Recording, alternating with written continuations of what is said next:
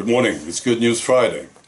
I think this has been maybe the best week so far. So much happening.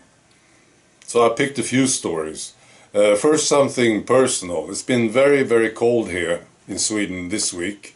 Very cold. Lots of snow. And we are living a life here at the homestead that I so much enjoy. For instance, we are cooking on the wood stove. That's right. Because we can. Because it works. And it's keeping the kitchen warm. It's fantastic. Of course, we are saving up on electricity, but that's not the main reason. No, electricity is very expensive here in Sweden. No, it's just working. And I enjoy it. We are still eating fresh tomatoes. We harvested them in October, and they are amazing. We are eating a lot of food that we grew ourselves. It's just personal victory for me, I think. It's great. And I'm already looking forward to next season, because we learned so much over this last year about growing food. It's a good life, Alright, so here's the stories that I picked. First one from the UK. Andrew Bridges. He was doing a speech in the Parliament this week. And what a great guy. I'm so happy we have these guys. Maybe they woke up late. I don't know about this guy. But now they are speaking up, and it's so important. Fantastic speech. Very brave. And he's talking about a complete stop of this tea nonsense. Fantastic. If you haven't seen it, I recommend it. Andrew Bridges, right? And then it's Ron DeSantis, the governor of Florida. Wow, I really like this guy. He's now going for the manufacturers and all their friends. All of them, it seems. There's green light for an investigation of any and all wrongdoing in Florida with respect to the tea. He's putting together a grand jury to investigate everybody, it seems. Everybody. Anything to do with the development, the distribution, and promotion of the tea, including pharmaceutical manufacturers and their executive officers, as well as medical associations like the National Institutes of Health, the FDA, and the CDC, of course. Now, this is the correct target. These are the soldiers, right? There are others pulling the strings, right? But these are the soldiers. Correct target. Just go for them. And then he's got this amazing guy, the Surgeon General in Florida, Ladapo. Have you seen this guy? Right. And he's going to look into this inflammation of the heart thing. This is what he said. We will answer this question.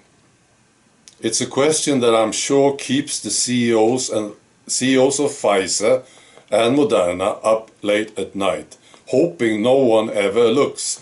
But we are going to look here in Florida, he said. It's amazing.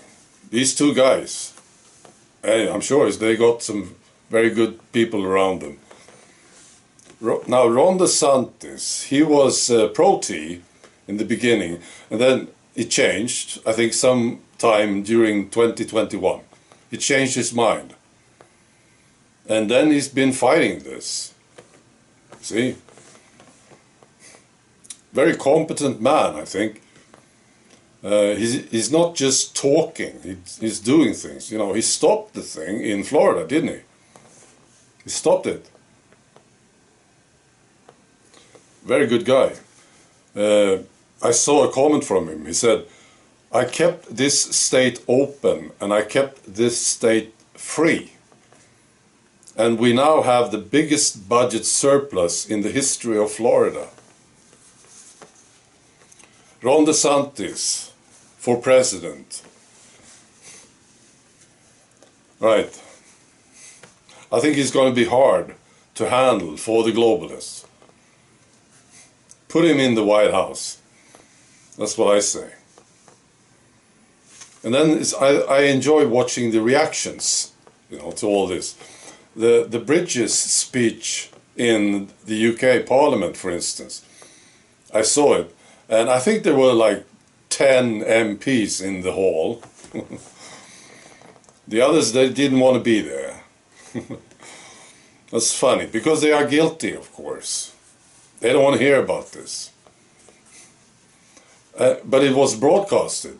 BBC broadcasted this speech. And BBC, they had this fact-check message on the screen saying, oh, this is safe, this is very effective. Ridiculous. I'll post a link to that picture. You can see it. And then, of course, the reactions to Ron DeSantis. This is also funny. I was watching this guy. He's a TV show host guy. Colbert, I think his name is. Colbert.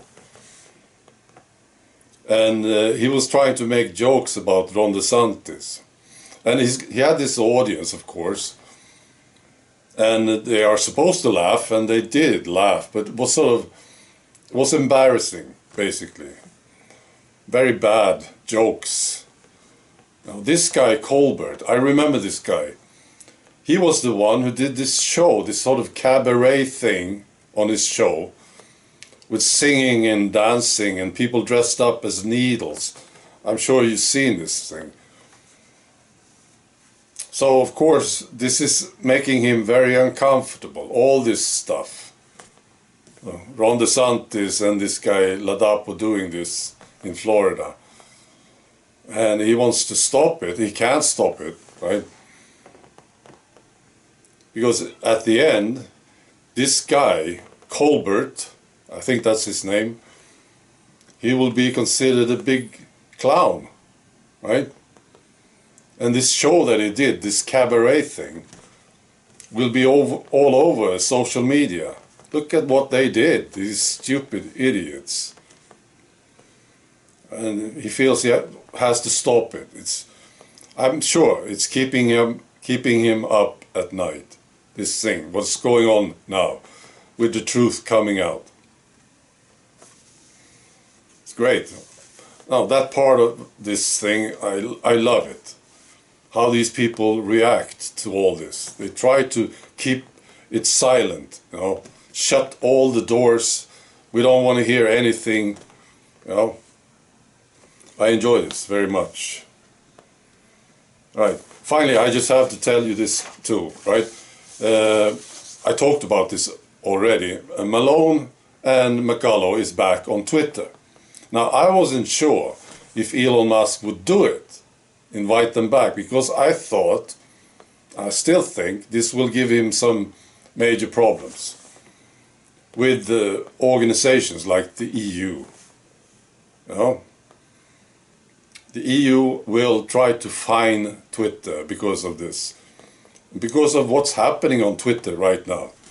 If you haven't been on Twitter for some time, or if you're not there, I recommend it. It's a great platform now. And you will see people talk about these things. And it's very open, it's very free. It's a great platform now.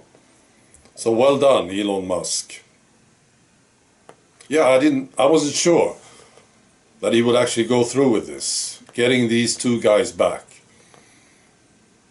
There will be a reaction, of course, from the establishment. The White House, for instance. But the EU, I think the EU will be a major problem. And, Elon Musk is a businessman. He wants to protect his business, but he did invite them back. Great stuff. Right, I wish you a great weekend. Be good.